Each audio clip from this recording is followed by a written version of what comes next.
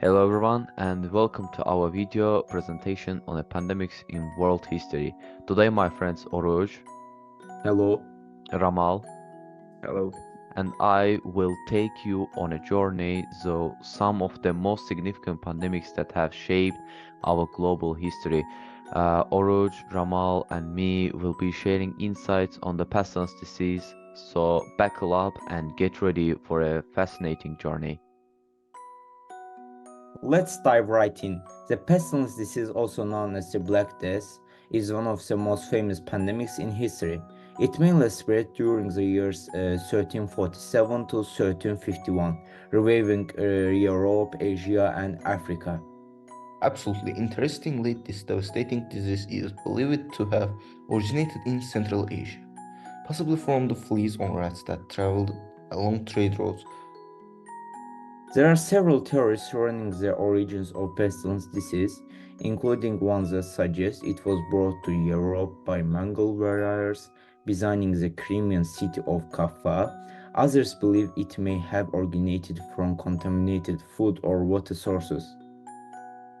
I also know interesting theory about the Black Death, which says that Christian Pope was hating the cats, so one day he gave the order to kill all the cats in Europe. According to this theory, the pestilence disease was spread by the rats that were coming from the Africa by the sheep of Europeans, and there were no cats who may stop the rats. In conclusion, the Africa rats spread the Black Death disease to whole Europe. During the pestilence outbreak, people's lifestyles were drastically affected. Many abandoned cities and villages while others turned to extreme measures like flagellation as a form of penance. The political and economic consequences were also profound. Labor shortage led to increased wages for peasants, and there was a significant decline in feudalism as landlords struggled to maintain control over their lands.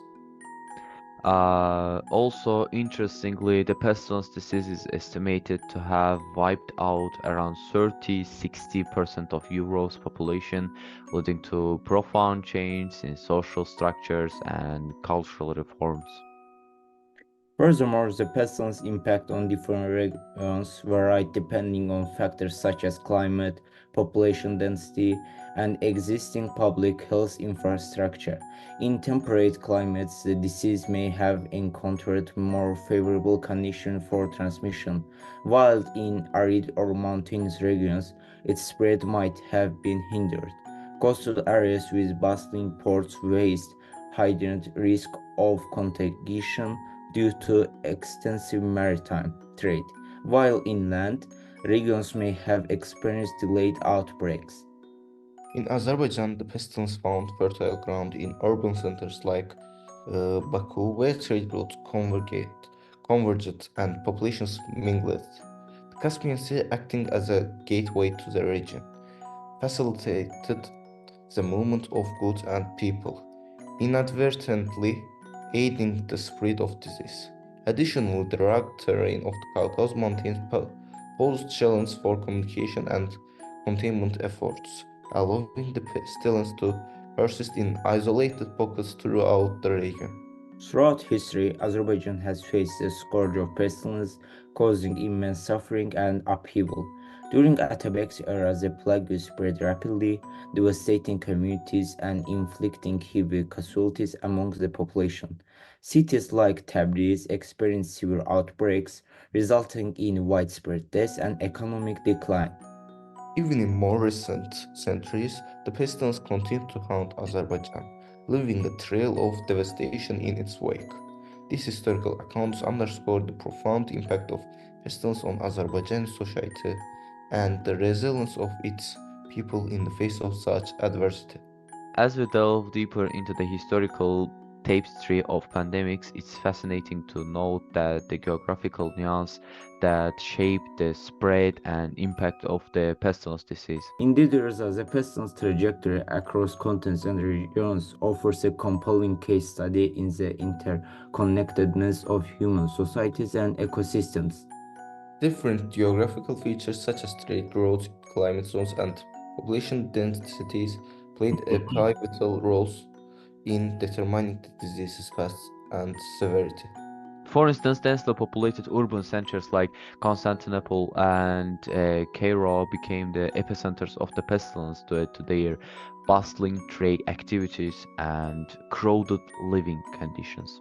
Meanwhile, remote regions with sparse populations, such as the Scottish Highlands or the Sahara Desert, experience comparatively lower infection rates thanks to their isolation from major trade routes. In coastal regions like Venice and Marseille, where maritime trade flourished, the pestilence found fertile ground for transmission, leading to devastating outbreaks along port cities and trading hubs.